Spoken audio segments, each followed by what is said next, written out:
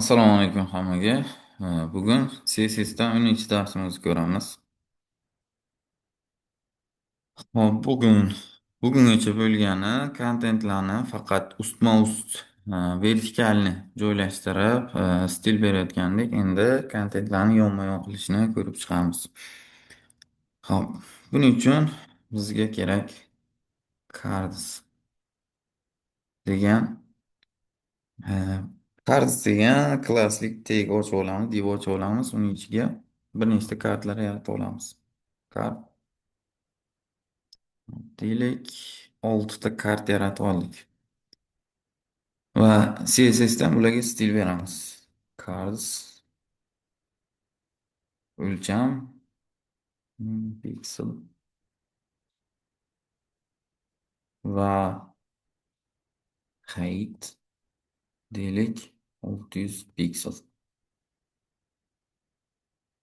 Border 2 piksel solid.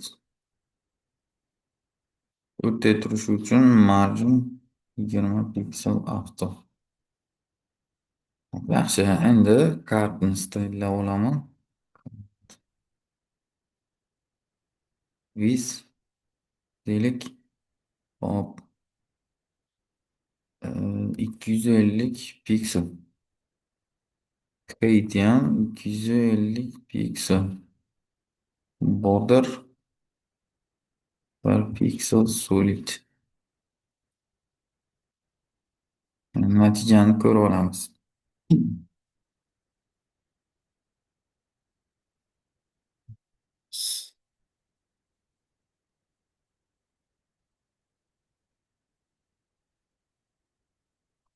Yan qarz kart. Qarz kart. Xo'sh. 100 piksel qilib qo'yamiz ekan, 1000 piksel. Mana. Cards degan div ochib olganman. Divning ichida 6 ta kart bor. 6 ta kart hammasi blok element bo'lgani uchun mana ustma-ust holatda turibdi. Endi bularni yonma-yon qilishni ko'rishimiz kerak. Xo'p, yonma-yon qilish uchun bitta background berib qo'yamiz. Xo'p, yonma-yon qilishim uchun nima yonma-yon bo'lmoqchi bo'lsa, misol uchun kartlarni yonma-yon qilmoqchiman. Ularning otasiga berishim kerak. Display flex va natijani ko'ramiz va kartlar endi yonma-yon bo'lib qoldi. Shunda kartlar o'z o'lchamini yo'qotadi va 250 piksel degan narsa o'chadi va otasini hammasi teng taqsimlab oladi. Nechta bo'lishidan qat'iy nazar hammasi vertikal ko'rinishga o'tib oladi. Endi bular o'z holatida qolishi uchun man aytishim kerak kartlarning otasiga aytishim kerak, sig'magani pastdan tushsin va sig'gani qolsin deb flex vrap va ko'ramiz. Mana. Demak, 3 ta sig'adi ekan, 4-inchisi sig'madi. Sig'magani pastdan tushdi. 250 pikseldan o'zi 4 ta sig'ishi kerak edi, lekin borderlar 1 pikseldan border bo'lgani uchun sig'may qoldi. Hop, endi Display Flex'da qolgan bo'sh joylarni e, gorizontal qolgan bo'sh joylarni teng taqsimlab berishim yoki ko'p kam qanaqa holatda taqsimlab berishim ko'rishim kerak. O'zamiz Justify content, demak bu gorizontal kontentlarni joylashtirib beradi. Justify content, hop, center desam o'rtaga joylashtirib beradi. Space button ha, ikki chetga va bo'sh joylarni o'rtalayga tashlab beradi. Space around evenly degani bor. Ikki chetga va o'rtaga bir xil teng taqsimlab beradi. Around degani bor. Ikki chetga kamroq, o'rtalarga bundan 2 barobar ko'proq joy beradi. Har bitta kartni ikki tarafdan bir xil joy beradi desak, shunda ikkita kartni yarim yarim qo'shilib 2 barobar bo'lib ketadi. Demak, bu faqat X o'qi bo'yicha joylashtirish tartibi. Endi xuddi shu narsani Y o'qi bo'yicha ham mana bu joylarni bo'lib berishim uchun Aligned Content'dan foydalanadi. Aligned Content xuddi o'sha qiymatli center. Mana space button.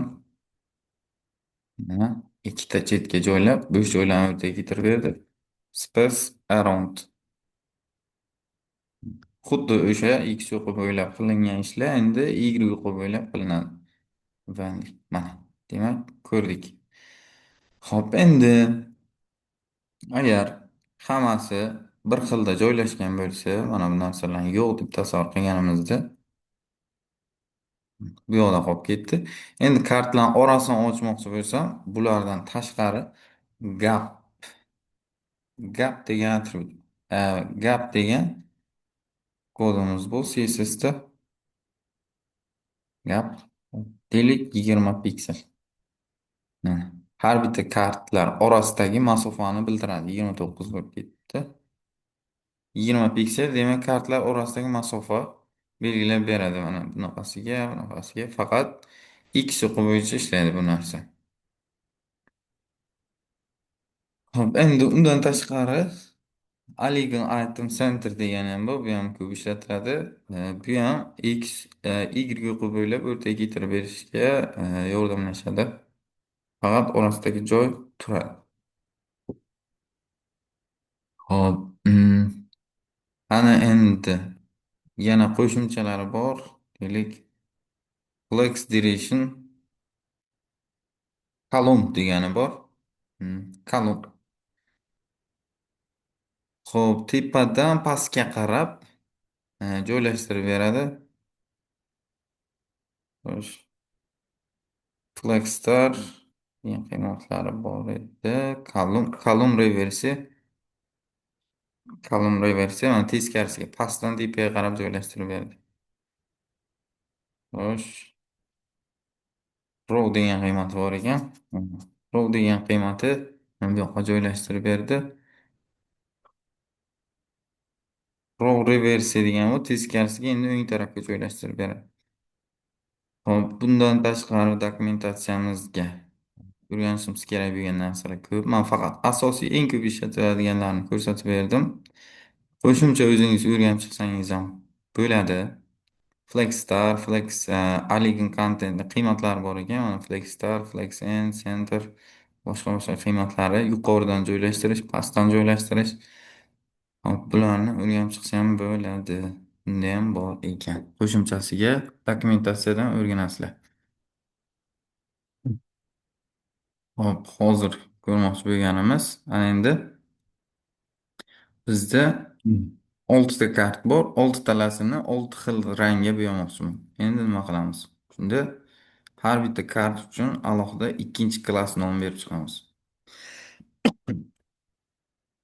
Kart Kart 1, kart 2, kart 3, kart 4, kart 5, kart 6. Ana endi 6talasini 6 xil rangga bo'yasam bo'ladi. Bu kart degan 6talasiga ham bir xilda ta'sir qiladi. 6talasini ham o'lchami bir xil, height ham, border ham, background ham bir xil turibdi hozirda. Endi har biriga ta'sir qilib ko'ramiz. Deylik, kart 1 qizilligicha qolsin, kart 2 background color blue. Xuddi shu narsa. Kart 3 bluemiz boshqacharoq rangda bo'lsin. Mana, kart 3. Teskari bo'lgani uchun bunaqasi kart 1 bu bo'lib turibdi, kart 2 bu, kart 3 bu. Mana bu joyda reversiya qilganim uchun. Reversiyani yopib qo'ysam, o'z holatiga qaytadi. Xo'sh,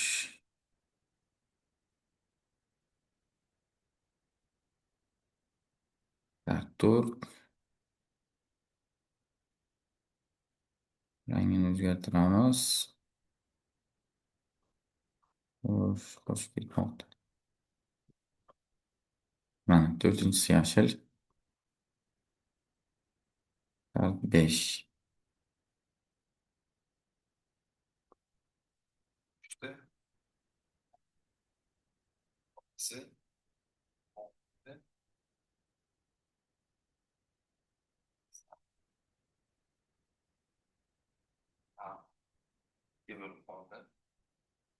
ikkinchisi sariq qo'l qaranglar. Karta ikki tepada ham bor, pastda ham bor. Shu joyda oxiri yozilgani ishlaydi. Birinchi keladi ko'k bo'ladi, oxirida kelib qaytib sariq bo'lib qoladi. Demak, oxirgi rang sariq bo'ladi. O'zi biz olti qilishimiz kerak edi, olti qilish esimizdan chiqib qolibdi. Mana kart olti sariq bo'ldi. Demak, hop, yonma-yon qilishni o'rganib chiqdik. Yonma-yon qilishimiz uchun qayta tushuntiraman. Demak, birinchi o'rinda birinchi o'rinda yonma-yon bo'lishi kerak bo'lgan kontentlarning otasi bo'lishi kerak. Va u otaga display flex beriladi va flex vrap hammasi bir qatorli bo'lib qolmasligi uchun sig'magan pastdan tushadi. Va gap buni tushuntirdim. Kartlar orasidagi masofa align center va o'rtaga keltirish. Justify content bu x o'qi bo'ylab kontentlarning qanaqa holatda turishi. Align content esa y o'qi bo'ylab kontentlarning turishi.